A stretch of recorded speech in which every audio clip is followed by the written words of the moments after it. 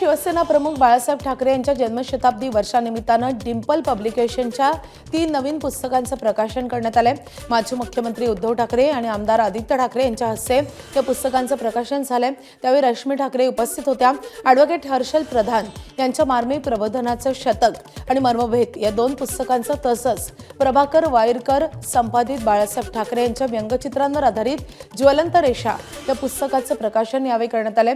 यावेळी उद्धव ठाकरेंनी विविध राजकीय विषयांवरही भाष्य केलंय।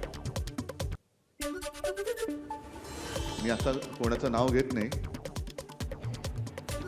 पण गुरु लाभले नाहीत ते काय करतायत आपल्याला माहिती आहे। त्याच्यामुळे सगळे म्हणजे चांगले गुरु लाभणं हे फार महत्त्वाचं असतं आयुष्यामध्ये। मी मुळे साहेब आपल्याला खास धन्यवाद देतो, कारण तुम्ही हे एक धाडस दाखवलं या आत्ताच्या काळामध्ये। ठाकरे कुटुंबियांवरची पुस्तकं प्रकाशन करणं याला खूप मोठं धाडस लागतं ह्या काळामध्ये, ते तुम्ही दाखवलं।